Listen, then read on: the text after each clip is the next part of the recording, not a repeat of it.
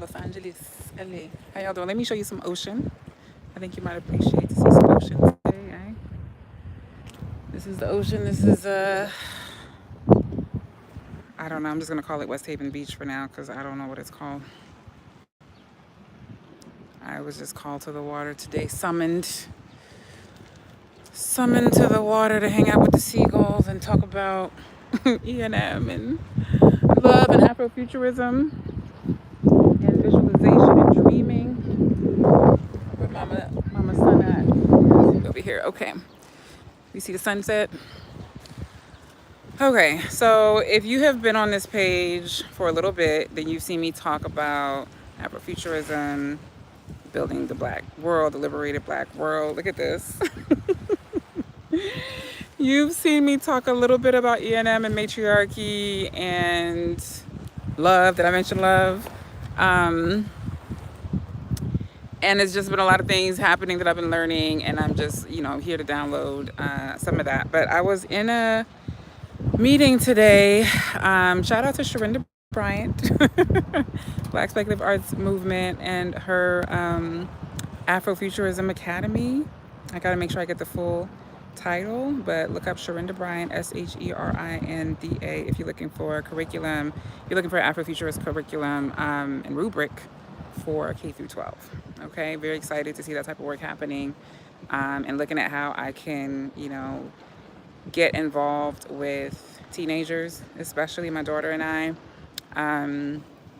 So if you're a teenager and you see this and you're trying to figure out what your future is supposed to look like, who you're supposed to be, you probably want to be part of this community. You probably want to subscribe to her Cultured Social Club on Substack, and she has a page here on YouTube that we'll be building up on soon. The Culture Ed or Cultured Film Club, I believe is what it's called on YouTube. What else can I say? Shout out to Mikkel Clark. If you don't follow his work on Instagram, you should. Huge fan. Shout out to Prof. Anderson, Ronaldo Anderson. Shout out to my mommy. Shout out to my yay. Shout out to my dad and my dads and Uncle John and all the people that love on me and keep me going, keep me here. Let's get a little bit more ocean. Oof. I go good with the water, don't I? I need to move into the water. Who wants to move into the water with me? Let's move into the ocean. Who wants to live in the ocean? This is all I need right here. Just give me the ocean. Whew, Lord have mercy. Okay.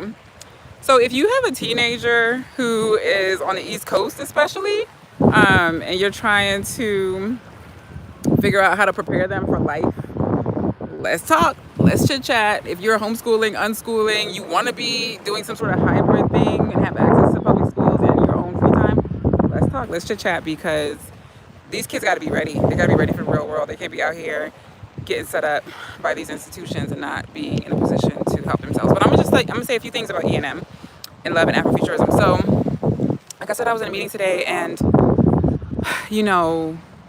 my work is about embodying the new world, right? It's not about like fighting the old world. There is a quote from Socrates.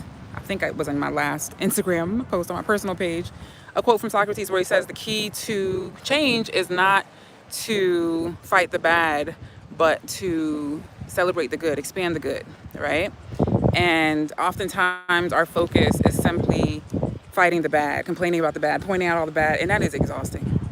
It's just, I'm tired. I don't want to hear it. Get the fuck up on our feet and let's go, okay? I don't want to hear nothing about nobody. They don't matter. They don't exist, So in visualizing a liberated black future, we need Afrofuturism, we need imagery, we need stories, we need art, we need music that helps us embody, that helps us tap in to the liberated black heaven that Malcolm spoke of. I'm gonna have to share this speech. It's one of my favorite clips of Malcolm X. Oh my goodness. He's on this, I feel like the show has to do with Bryant or something, I don't know, but he's on this show where they have a black man asking him questions, and the show was kind of hosted by a white person. Obviously it's in the 60s, and it's in black and white on YouTube, but I'm sure there's a color version out there somewhere because it wasn't that long ago. Anyway, he talked about how the goal for his movement was not to be equal with whites. Malcolm X's goal was never equality. He said that white people didn't have the authority to give equality. That was not theirs to give. And he dreamed of a black heaven, a reality in which we could use our gifts. We could fulfill our purpose. We could become who we were created to be and designed to be by the divine, right? Malcolm dreamed of a black heaven, and that's what the New World means to me and to a lot of the people whose work I admire. Revelation 21, if you haven't read Revelation 21, if I had the hands and whatnot, I probably would read it to you. If somebody knows Revelation 21, please put it in the comments. But literally, God promises a new earth, right? A new world, a new reality in which there's no prisoner, no sick, no poor, right? And Black liberation theology has been talking about that for decades, right? Probably half a century or more at this point, right? And so when we think about Afrofuturism and our ability to exist in the future, it is very essential that we pay attention to the question of what we believe, what energy we feed ourselves, what information we feed ourselves, what stories we feed ourselves, what possibilities we embody, what possibilities we speak of. The more we speak of people doing evil to us and harm to us, the more you're going to get that. Because I'm not speaking of that. Cancel.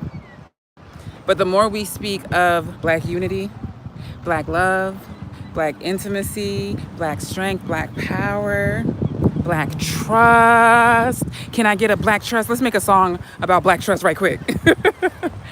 Black trust, Black trust. What you gonna do?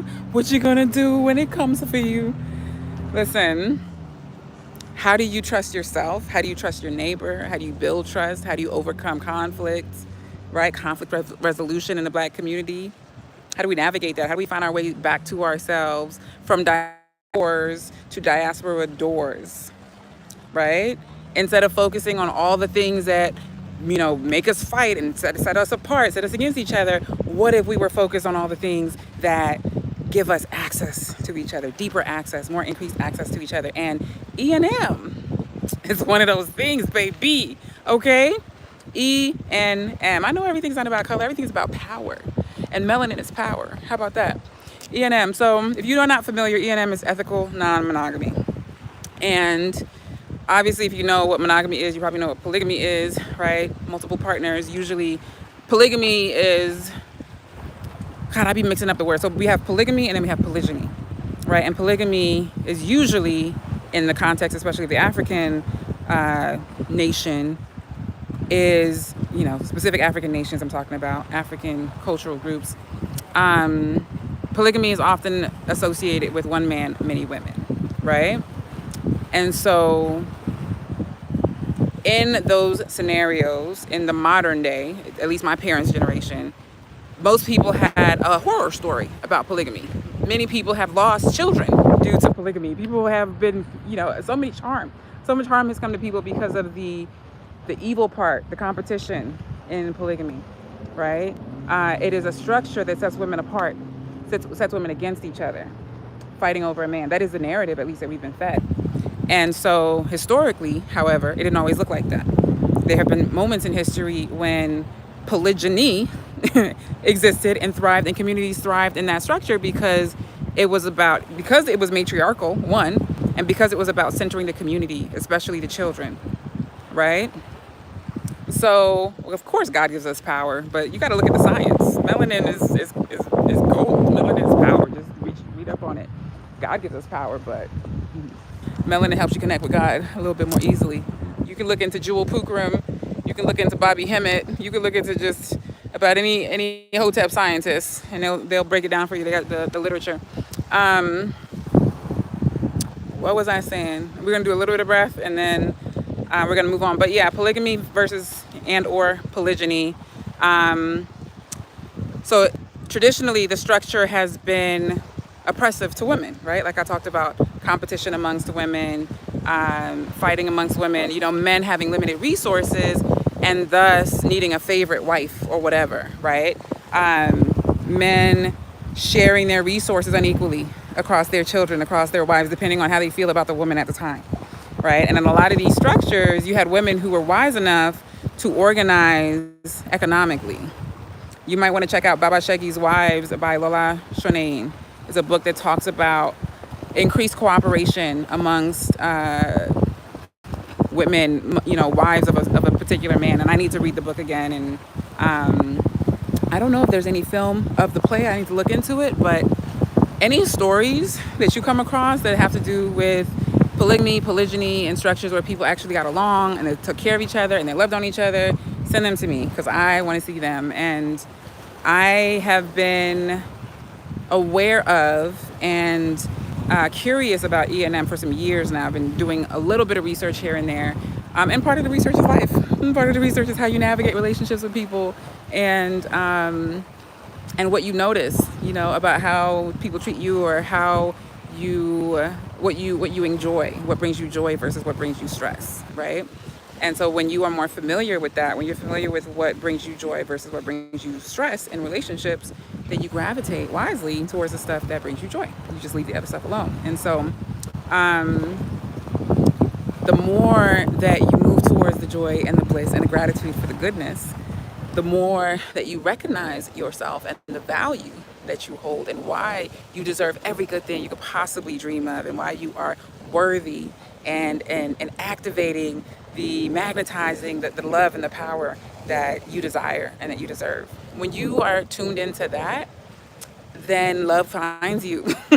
Love finds you. You speak the love into existence. You call it in. You call your people to you on a daily, all the time. You know that you have the power to create your highest reality. So you are constantly charging up that higher vibrational reality. You're not charging up the negativity. Okay?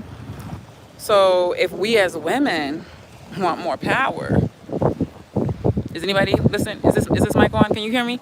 If we as women want more power, especially those of us who are not tied up in the Abrahamic model of family,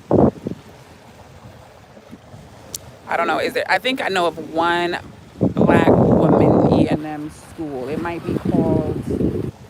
Put in the comments if you know. Put in the comments if you know any good Black-owned ENM schools. But the first one is, I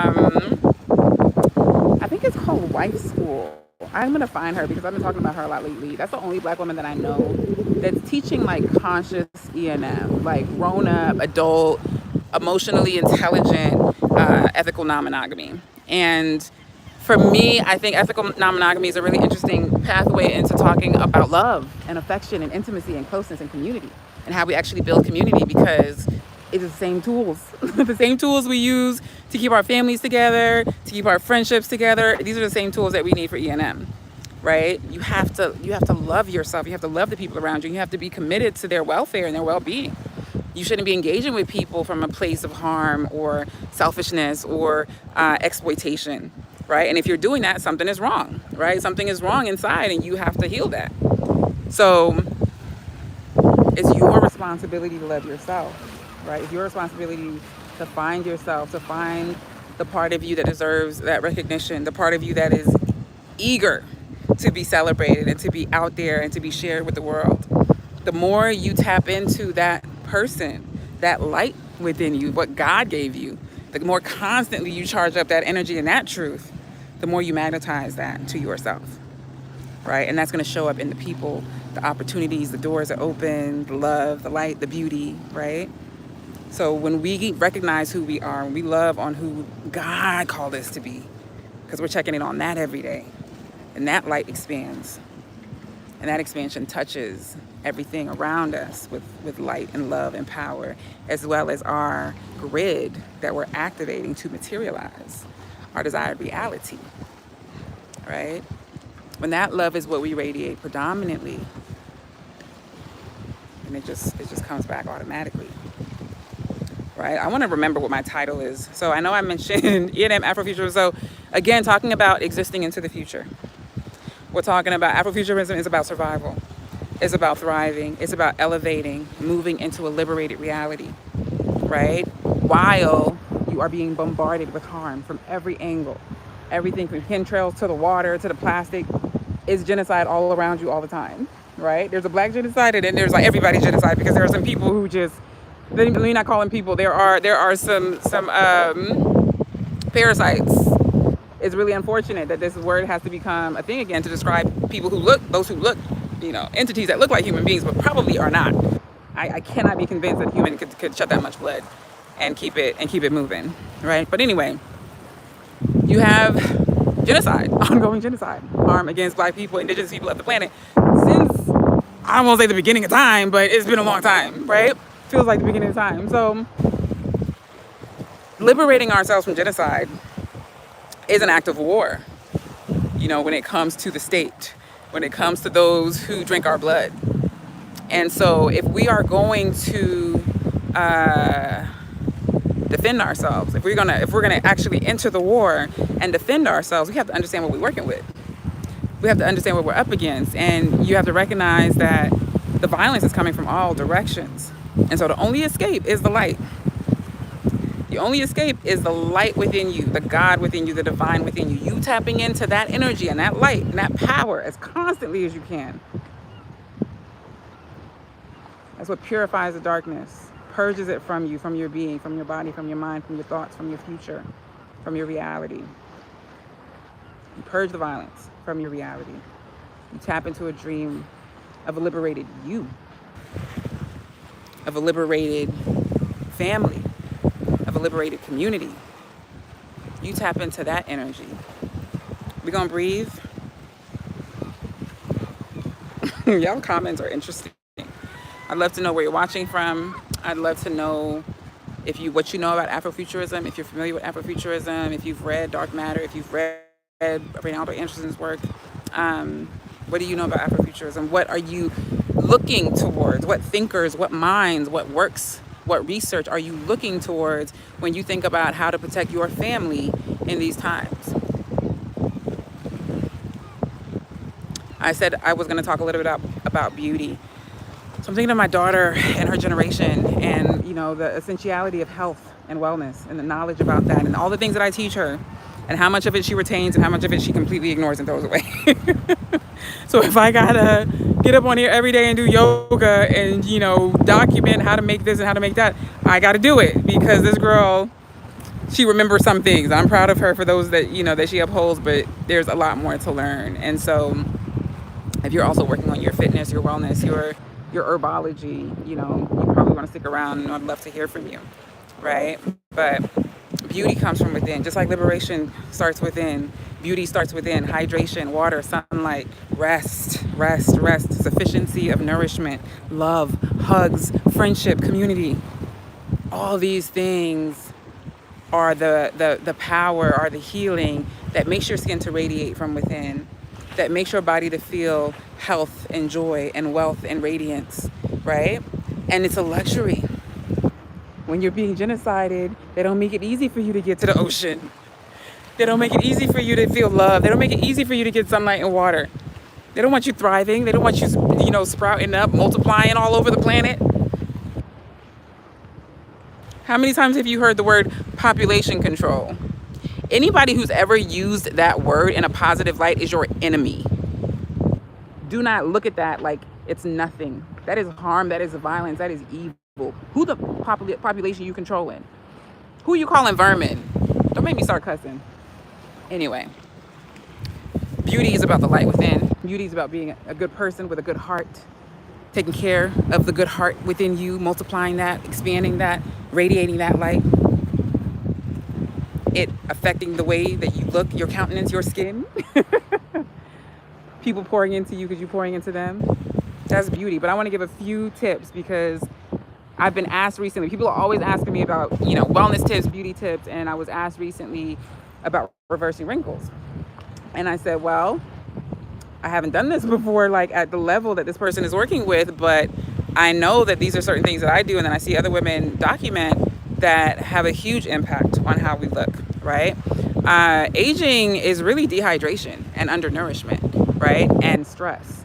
And when I look at the pictures of elders in Nigeria who were like 80, 90 years old, they ain't lost their hairline. Their hairline be the same as the day they were born.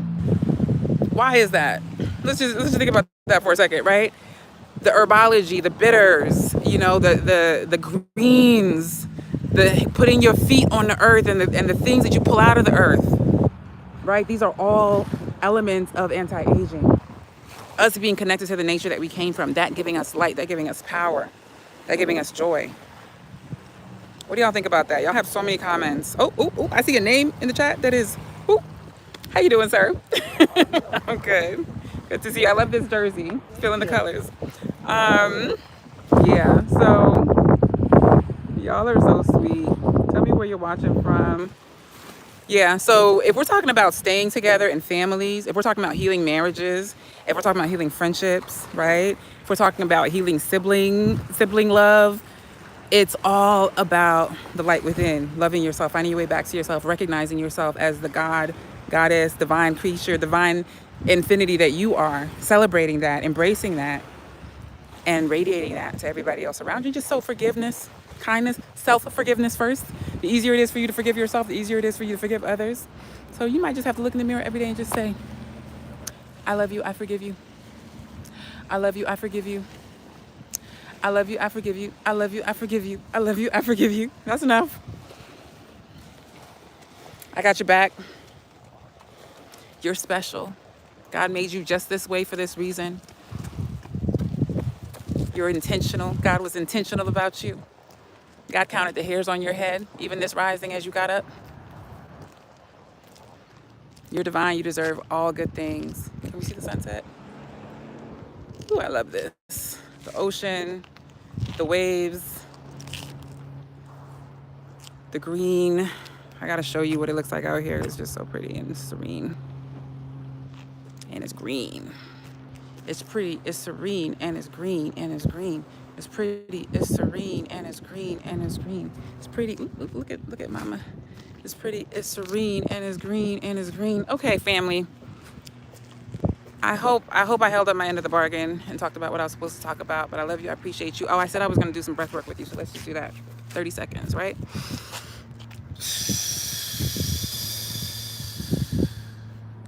Doing it with me?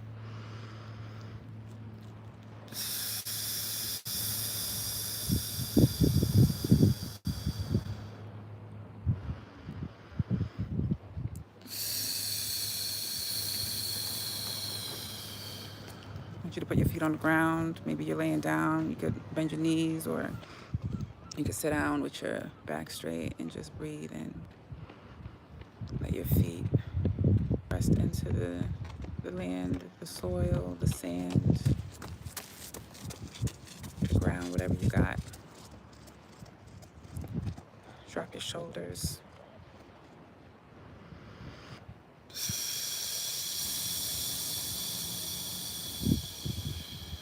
Drop your shoulders.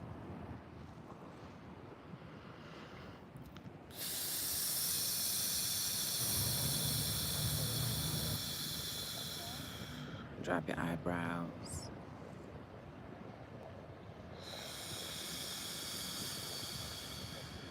Drop your tongue.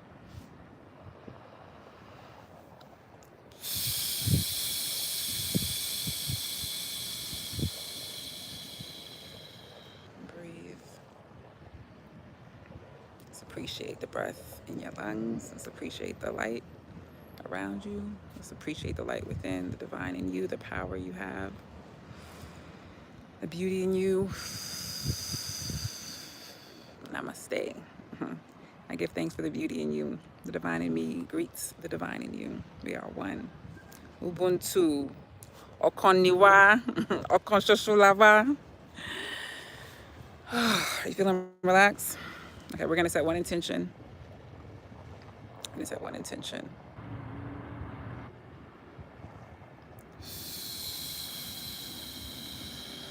We're going to remember what it feels like for this intention to be made manifest.